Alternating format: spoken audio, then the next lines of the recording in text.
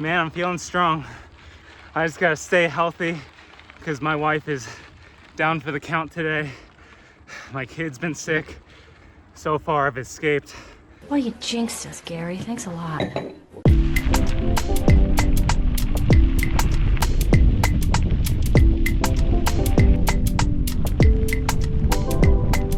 I woke up with just like a lot of stuffiness in my nose. I don't know, it's kind of freaking me out. I was waffling a lot earlier about whether I should actually go out and ride or not. But you know, it's really warm. It's like 70 degrees in March. There's no wind, which is wild. I've like forgotten what it's like to ride without wind. It came down to whether I thought going outside to ride would make me feel better or worse. And I decided better.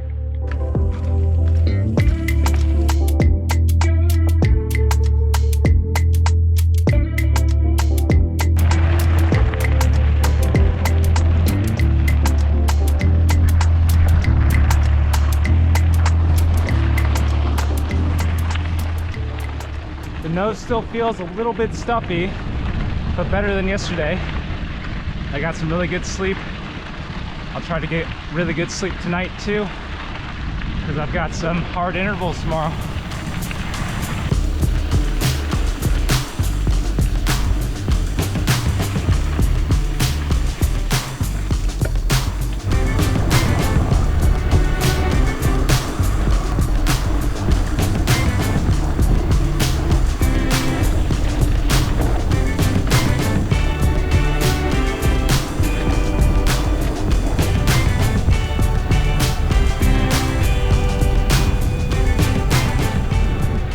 So I've got like less than 10 minutes left in this 90-minute endurance session.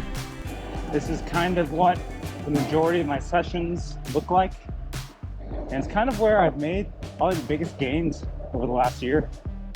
So over the last like hour and a half, I've averaged 203. My heart rate's been like the mid 120s. For me, that's really good. I wasn't in bad shape before, but I've never been in this sort of shape, which is really exciting. But we'll see. That doesn't always translate into results, so.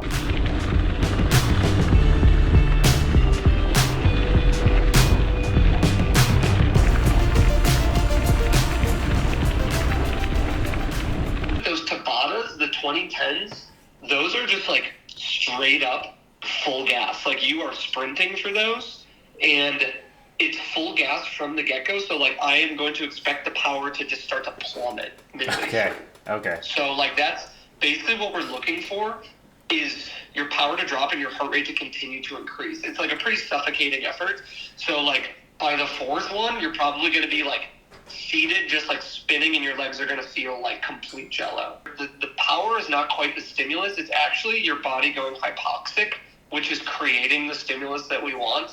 So like the harder you go, the quicker, and the quicker your heart rate elevates, the more quickly we're getting like the response that we want out of these. So like, yes, it's good high-end work, but this is the kind of stuff where you like finish it and you're like, I was only doing 250 watts by the last effort, and that's totally fine. Okay. Like it's not just big power that we're getting out of these. It's this really race-specific intensity that just preps your body super well for racing. So I always tell people, it's like, you do these efforts, and then the following week, you'll see the benefits of those efforts.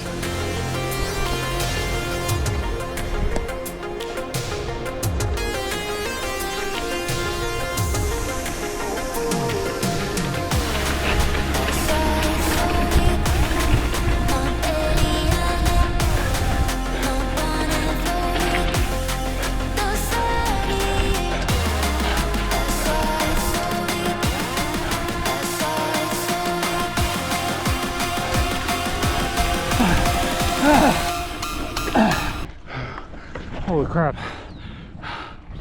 That's the first set and I already feel done. I mean, by the third one, I felt done. Like I thought 30-30s were already bad, but this is worse.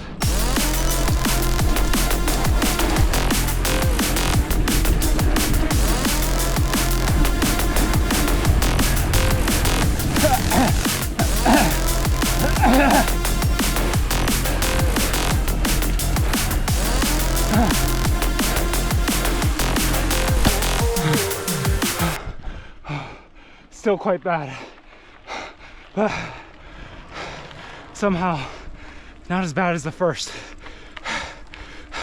Maybe I warmed up. I don't know. My lungs, my whole chest is burning. It's like I drank acid, and like my arms and my hands go numb a little bit. Like all the blood's leaving them.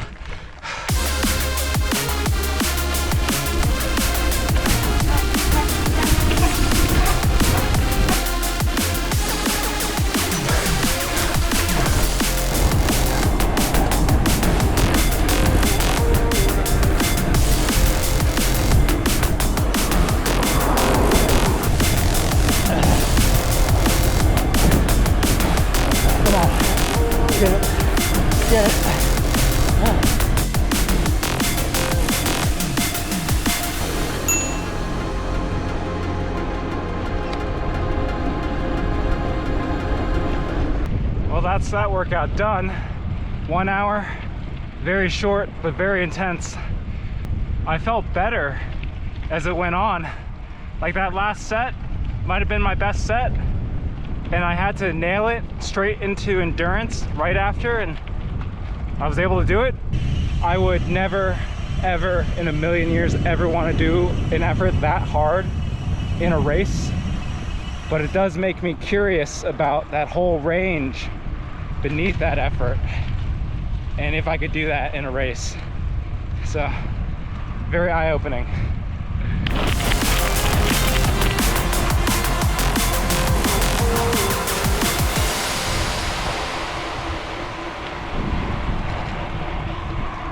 So I'm kind of 50-50 on if I'm gonna ride today. I woke up with a sore throat.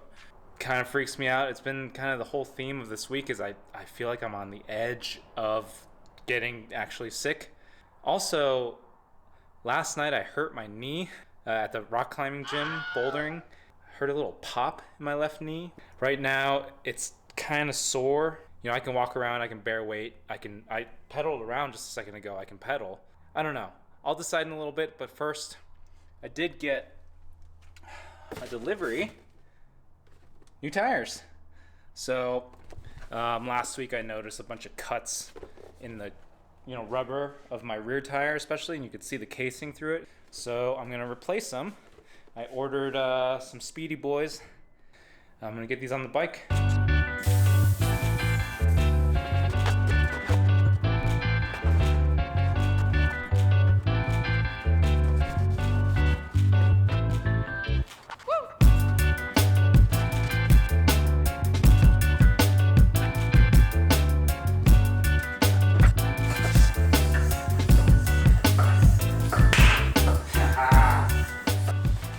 First tire on.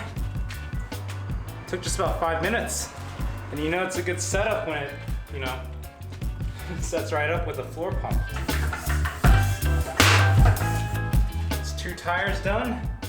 A little over 10 minutes, all with a floor pump. I'm pretty stoked. So I decided to ride. Maybe I'm just buzzing from how easy these tires were to get on.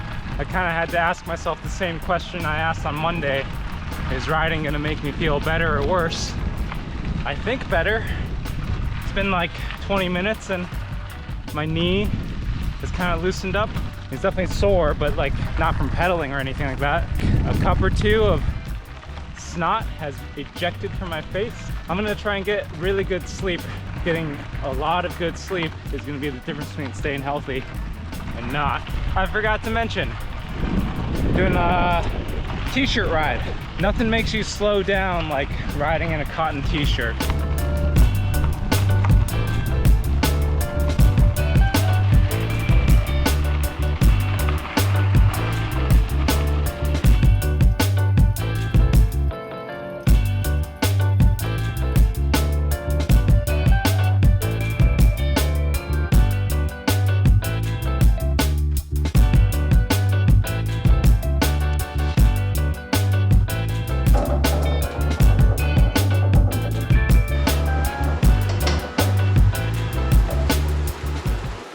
I've got this little threshold workout today.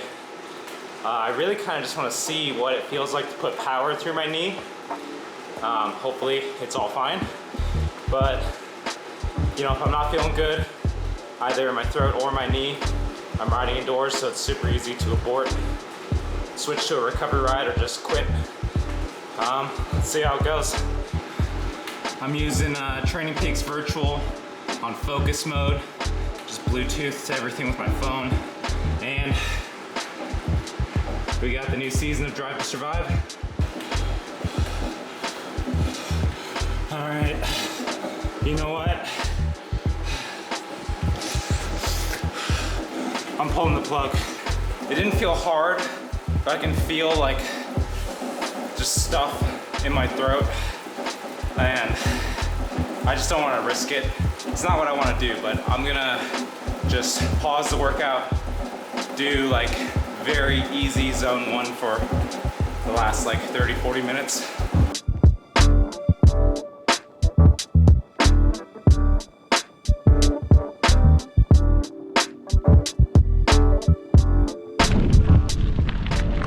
So I decided to pop out before sunset just to get some fresh air and feel like a human being.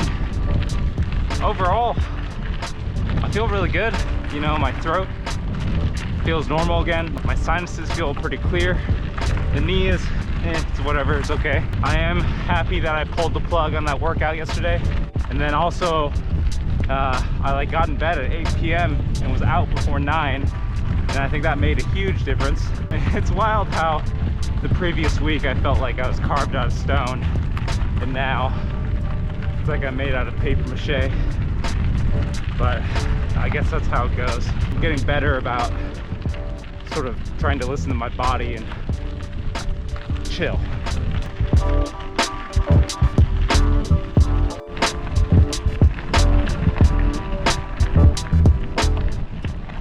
Although I said it's not a race ride, we did add a race segment, and that starts at the bottom of the corkscrew, the hay bales, before Ute Highway. Hey, so I'm recording this now because I didn't want to talk into my GoPro, like monologue into it during this group ride and look like a total crazy person. But I basically decided to hop in a group ride this Sunday because I had 3 hours on the schedule. Ricky had this like 3-hour endurance ride with anaerobic efforts at the very end, and I was looking at it and I'm like, I could do this, or I could hop on this group ride I saw on Strava, which looked really fun. It's called Fast and Flat, which is a great name, by the way. It tells you exactly what it is. The average pace was like advertised in like the low 20s, which looked great. 60-mile route. I figured I should get it done in like 3 hours. This would be a great chance to sort of get, you know, used to riding in a fast group again, because I haven't ridden in a fast group since my last race, which was like in July. And it would also give me a chance to just like kind of see how fit I actually feel in a group riding scenario where you kind of have to, you know, ride at other people's paces, respond to surges and stuff. And overall, it was like a really fun experience. It felt really good. I got to practice eating while pedaling really hard in a group, which is something I always forget, that it's harder to do than just eating when you're riding by yourself. And there was like this nice little race segment here where I got to throw in a few hard efforts. It felt kind of like a race because everyone is really just like rubbing shoulders and you're kind of trying to find your position, and it was really fun. I definitely had no idea where the segment started or ended, even though the leader at the beginning told me, he told everyone. I kind of wasn't paying attention, so I kind of went too early, didn't know where the segment ended. I tried to stick with a guy who looked like he knew what he was doing, but this guy in green here, my plan was essentially just hold his wheel for as long as I could, and I figured, you know, go when he goes and everything will work out. But then other people started coming around and I tried to sort of get on their wheels, and then I saw like this full gas attack and I went with that, and then it was totally blown up. So I accomplished nothing, but I had lots of fun. Got my doors blown off. And, you know, I really would like to hop in more group rides before the big one, Unbound, in June, because definitely it does help calm my nerves a little bit. I think getting some time at speed in the wheels, having to make quick decisions, it will help, you know, when it comes to actual racing. Otherwise, you know, I'm about a week away from Mid-South now, so I'm going into a nice taper. There's not really much left to do except for relax, get ready, get my car ready. I'll do a little bit of pedaling, but otherwise I'll see you in the next one, where I will be headed to Stillwater.